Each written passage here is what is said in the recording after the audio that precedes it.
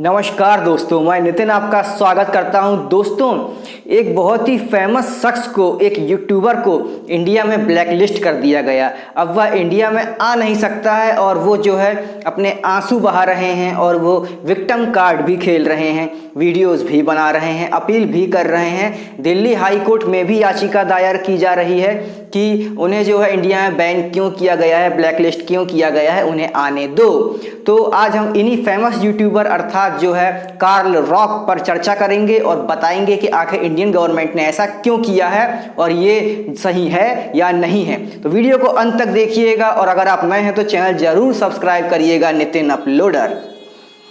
दोस्तों, यहाँ पर जो है कार्ल रॉक ने एक वीडियो जो है अपलोड किया। उस वीडियो में उन्होंने एक विक्टिम कार्ड खेला। उन्होंने उसमें यह बताया कि उन्होंने भारत में शादी की हुई है। जी हाँ, उन्होंने एक भारतीय महिला जिनका नाम मनीषा मलिक है, उनसे 2019 में शादी की थी। वे 2013 से भारत आ रहे हैं, भारत की यात्रा कर रहे हैं।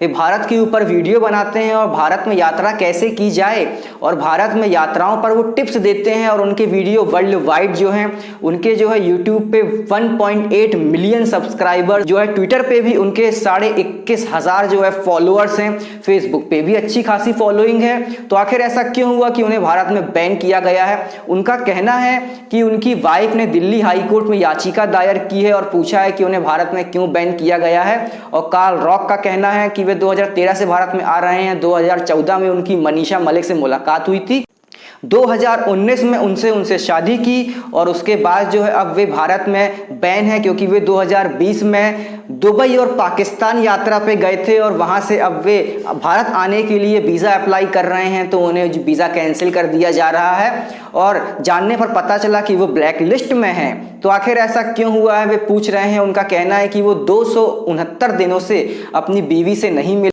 मतलब 269 डेज से उन्होंने अपनी बीवी को देखा नहीं है। वे अपने ससुराल आना चाहते हैं, इंडिया में, दिल्ली में अपने ससुराल में रहना चाहते हैं।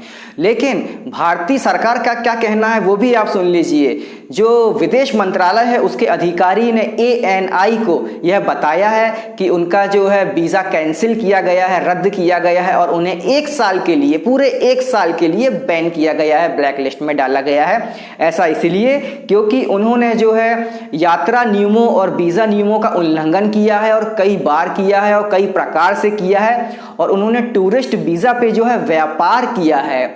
इसी के साथ साथ जो है उन पर यह प्रतिबंध लगाया गया है और जो 1 साल के लिए और उनका वीज़ा निरस्त किया गया है। उनकी वाइफ का कहना था कि उनके पास लीगल वीज़ा है जो कि X2 वीज़ा है, तो यहाँ पर भारतीय गवर्नमेंट ने बता दिया है कि वो निरस्त कर दिया गया है।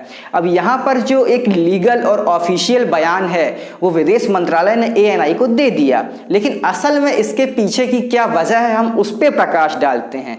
तो उस पर अगर हम रोशनी डालें तो बात यह है कि यह सिलसिला चालू होता है 2019 से।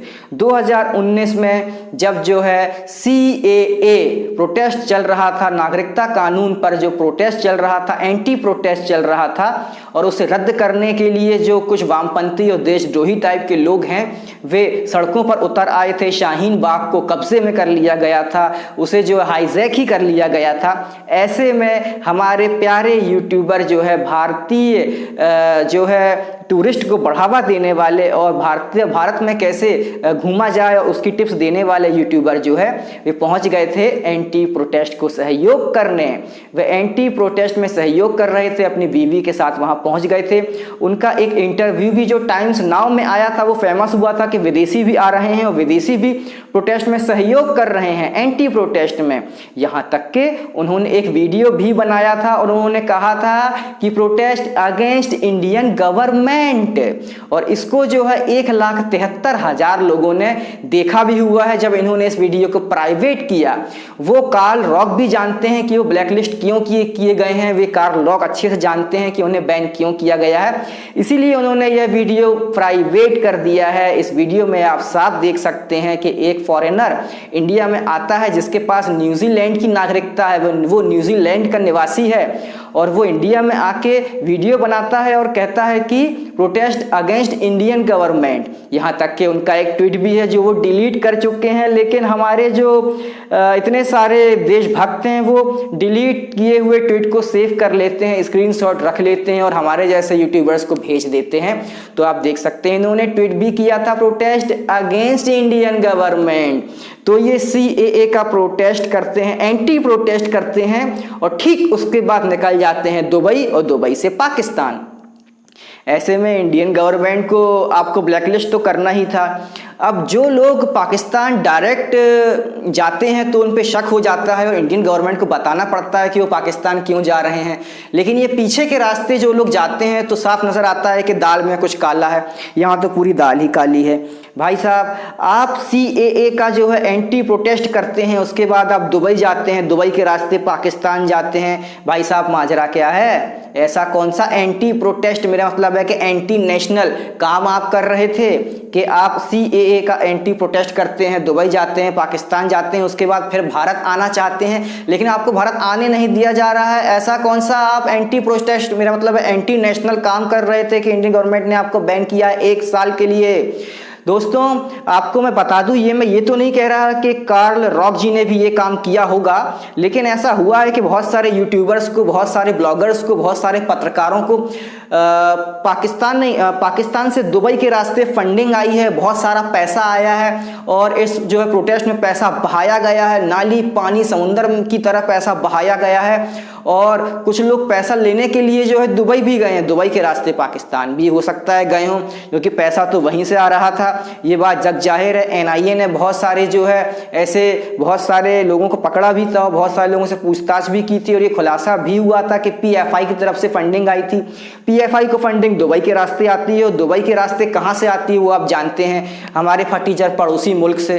तो दोस्तों, यही सब कारण है कि इनको 1 साल के लिए बैन किया गया है। हो सकता है ये 1 साल बाद भारत आए तो इनसे पूछताछ भी हो सकता है कि इनको हथकड़ी भी लग जाए। तो भारत आने के पहले और वीज़ा अप्लाई करने के पहले सोच लीजिएगा यूट्यूबर महोदय कार्ल रॉक जी। हालांकि ये सिर्फ आशंकाओं पर मैं बात कर रहा हूं, लेकिन हकीकत तो यही जान पड़ती है। आपको क्या हकीकत जान पड़ती है वो आप मुझे कमेंट बॉक्स में बताइएगा, कमेंट में अपनी राय दीजिएगा। अगर आप नए हैं तो इस चैनल नितिन अपलोड को सब्सक्राइब जरूर करिएगा। अगर आपको ऐसे ही जानकारियाँ चाहिए हैं तो नोटिफिकेशन पाने के लिए बेल आइकन बजा दीजिएगा।